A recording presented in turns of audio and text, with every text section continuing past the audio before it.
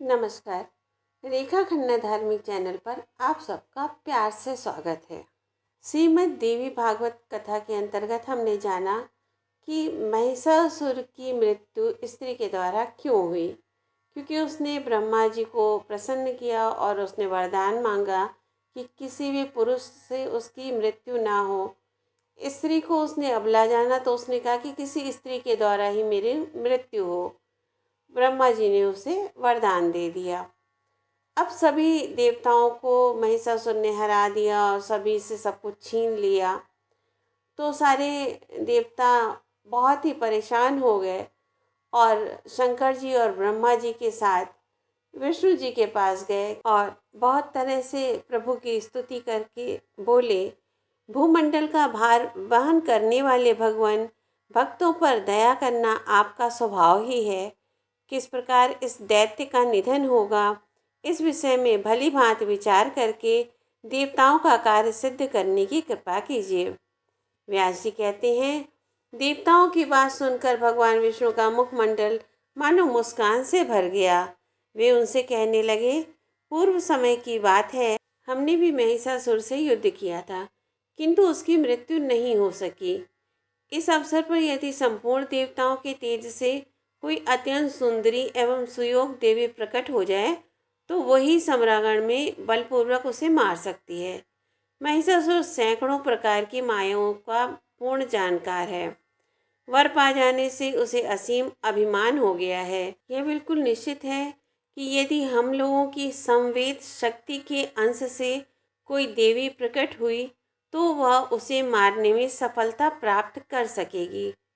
तुम सब लोग अपनी शक्तियों से अनुरोध करो, साथ ही हमारी देवियां भी प्रार्थना में सम्मिलित हो जाएं, जिसके फलस्वरूप संपूर्ण शक्तियों तथा तेजों की राशि रूपा एक महान शक्तिशालिनी देवी प्रकट हो जाए। फिर रुद्र प्रवृत्ति हम संपूर्ण देवताओं के पास त्रिशूल आदि जितने दिव्य आयुध हैं, वे सब भी उस देवी को दे दिए जाएं। तदंतर संपूर्ण तेज तथा बल से संपन्न वह देवी सभी प्रकार के आयुध हाथों में लेकर उस दुराचारी एवं मदोन्मत्त नीच राक्षस को अवश्य मार डालेगी। व्यास जी कहते हैं, देवाधिदेव भगवान विष्णु के उपर्युक्त वचन समाप्त होते ही ब्रह्मा जी के शरीर से स्वयं एक महान तेजापुंज प्रकट हो गया। वह अत्यंत प्रकाशमान तेज बड़ा ही दुस्सह था। उसकी आकृति लाल थी। पद्मराग मणि की तुलना करने वाले उस तेज के सभी अवयव अत्यंत सुंदर थे। उसमें कुछ शीतलता थी और वह उष्ण भी था। अनेकों किरणें इसकी शोभा बढ़ा रही थीं। महाराज, इसके बाद भगवान शंकर के शरीर से एक अद्भुत एवं विशाल तेज प्रकट हुआ। गौर वर्ण से शोभा पाने वाला वह तीक्ष्ण तेज अत्यंत भयंकर प्रतीत होता था। उस पर किसी के नेत्र नहीं ठहर पाते थे। दैत्यों के लिए वह महान भयंकर एवं देवताओं के लिए अत्यंत सुखाश्चर्यजनक सिद्ध हुआ।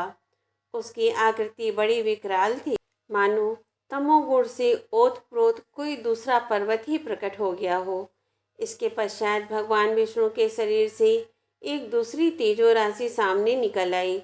श्याम वर्ण वाले अत्यंत प्रकाशमान उस तेज में सत्व गुण की प्रधानता थी। फिर इंद्र के शरीर से एक अलौकिक एवं दुस्सह तेज प्रकट हुआ।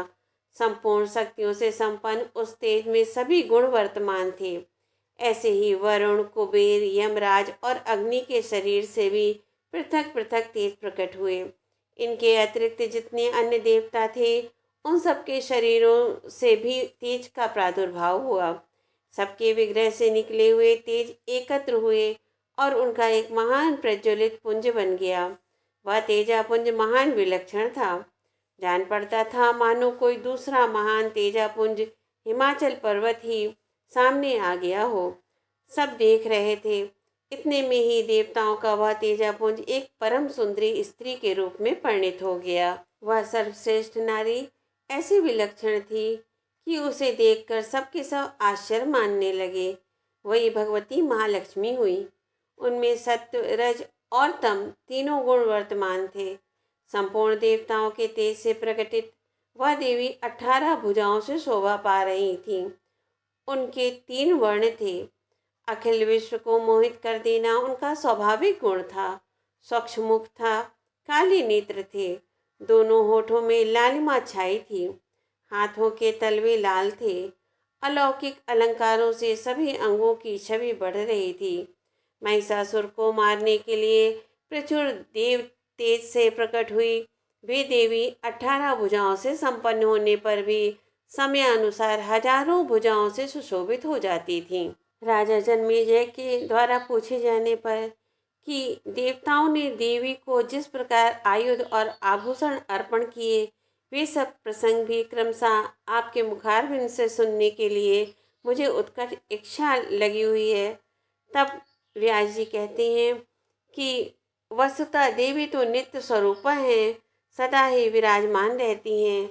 देवताओं का अभीष्ट सिद्ध करने के लिए कार्य की अधिकता पड़ने पर, एक रूपा होने पर भी वे कभी नाना प्रकार के रूप धारण कर लेती हैं।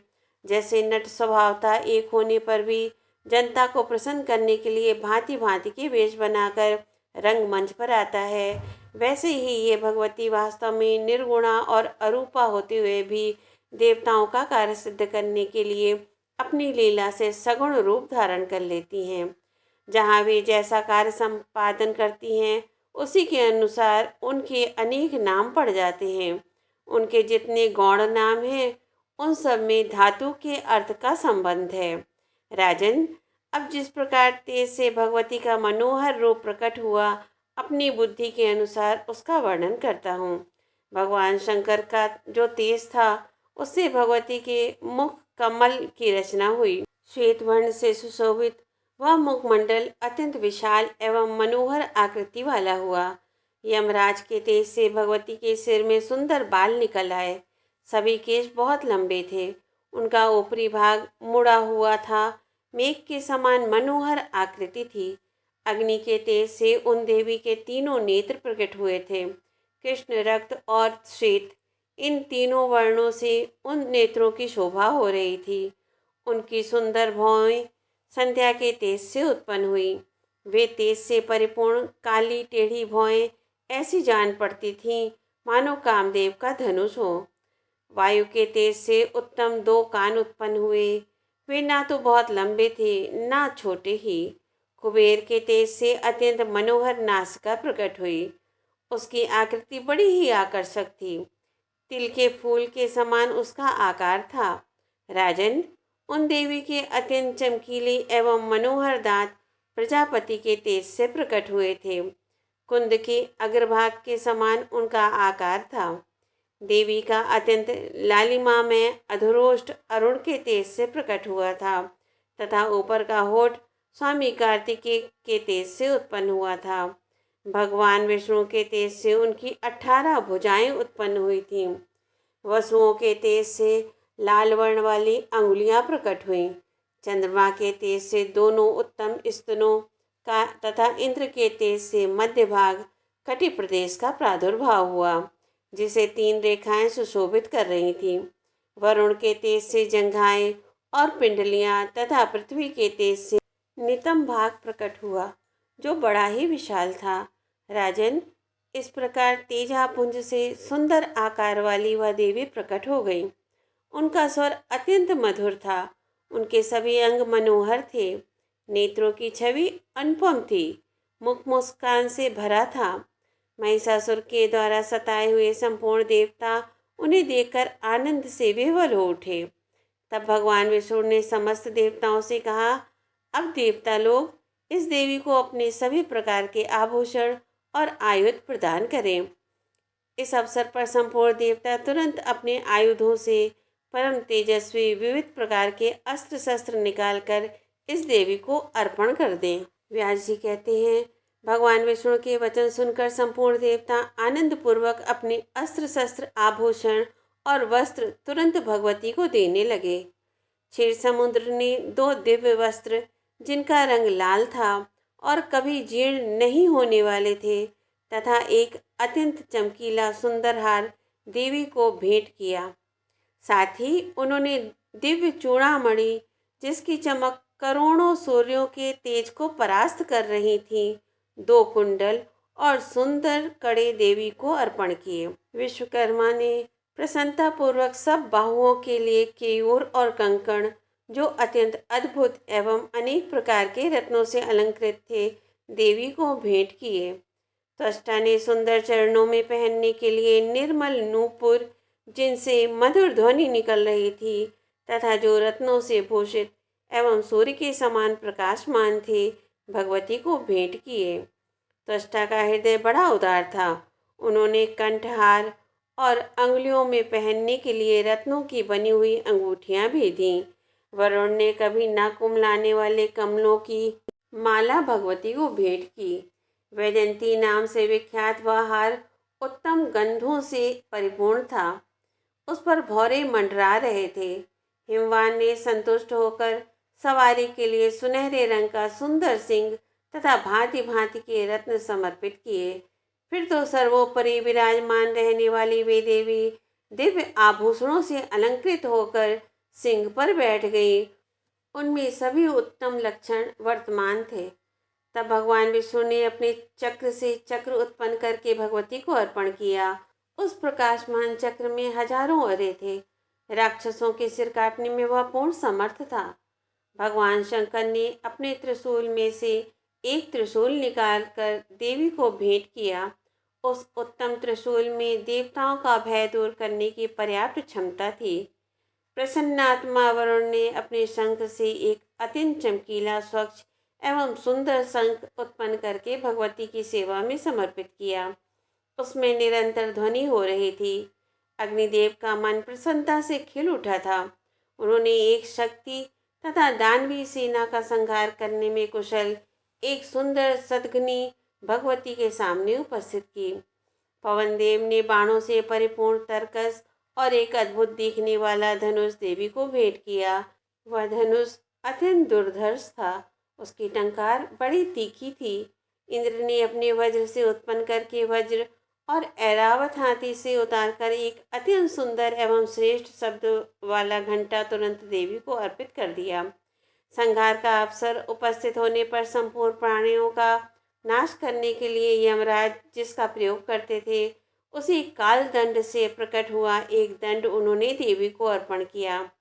ब्रह्मा जी ने गंगा जल से भरा हुआ दिव्य कमंडलू और वरुण ने प्रसन्नतापूर्वक एक पाश इन देवी को निवेदित किया। राजन काल ने इन्हें ढाल और तलवार दी। विश्वकर्मा द्वारा इन्हें अत्यंत तेज धार वाला फरसा प्राप्त हुआ। कुबेर ने मधु से भरा हुआ सोने का पान पात्र तथा वरुण ने मन को मुग्ध करने वाला कमल के फूल का दिव्य हार देवी को सेवा में उपस्थित किया। त्वष्टा ने प्रसन्न होकर भगवती को कौमोद की गदा भेंट की। उस गदा में शब्द करने वाली सैकड़ों घंटियां लगी थीं। उसके प्रहार से राक्षसों का कचूमर निकल जाता था। साथ ही उन्होंने अनेक प्रकार के अन्य बहुत से अस्त्र तथा एक अभेद्य कवच भी भगवती को अर्पण किया। सूर्य ने जगदम्बा को अपनी किरणें प्रदान की। जब कल्याणमयी भगवती आभूषणों से अलंकृत होकर हाथ में आयुध लिए हुए विराजमान हुई, तब त्रिलोकी को मुग्ध करने वाले उनके दिव्य दर्शन पाकर देवता उनकी स्तुति करने में संलग्न हो गए। देवता बोले, शिवा, कल्याणी, शांति, पुष्टि एवं रुद्राणी नाम से प्रसिद्ध दिव्य स्वरूप धारण करने वाली भगवती जगदम्बा को निरंतर प्रणाम है। जो काल रात्रि, इंद्राणी, सिद्धि, बुद्धि, वृद्धि एवं वैष्णवी नाम से विख्यात हैं, उन भगवती अम्बा को निरंतर नमस्कार है। जो पृथ्वी के भीतर व्याप्त हैं, किंतु पृथ्वी जिन्हें जान नहीं सकती, तथा जो पृथ्वी के अंतर में विराजमान होकर सदा शासन करने में संलग्न हैं, उन भगवती परमेश्वरी को हम प्रणाम करते हैं। जो माया के अंदर प्रविष्ट होते हुए भी उससे अज्ञात हैं तथा अंतःकरण में रहकर उसे प्रेरणा करने में उद्यत रहती हैं, उन कल्याण स्वरूपिणी अजन्मा भगवती जगदम्बा को हम प्रणाम करते हैं। माता, शत्रु से हम महान दुखी हैं। आप कल्याणदायिनी बनकर हमारी रक्षा कीजिए। अत्यंत दुराचारी महिषासुर को अपने तेज से मोहित करके उसे परास्त करने का शीघ्र प्रबंध कीजिए। उस नीच, मायावी, भयंकर एवं अभिमान में चूर रहने वाले दानव को कोई स्त्री ही मार सकती है। यह मूर्ख अनेक प्रकार के वेश बनाकर संपूर्ण देवताओं को कष्ट पहुंचाया करता है। भक्तों पर कृपा करने वाली देवी, इस अवसर पर समस्त देवताओं के लिए केवल आप ही शरण हैं। आपको नमस्कार है। दानव द्वारा सताए गए हम देवताओं की आप रक्षा करें। व्यास जी कहते हैं, इस प्रकार देवताओं के स्तुति करने पर संपूर्ण सुख प्रदान करने वाली महादेवी का मुखमंडल प्रसन्नता से खिल उठा। देवताओं के प्रति वे मंगलमय वचन कहने लगी। देवी बोली, देवताओं, अब उस मूर्ख महिषासुर से आप निडर हो जाइए। मैं शीघ्र ही उस अज्ञानी एवं वराभिमानी दैत्य को संग्राम में मार डालूंगी। जय माता दी। तो ये थी देवी के प्राकट्य की सुंदर कथा। इस कथा को आगे बढ़ाएं, शेयर करें, चैनल को सब्सक्राइब करें, लाइक करें, कमेंट करें। धन्यवाद। ओम नमो भगवते वासुदेवाय। जय माता दी।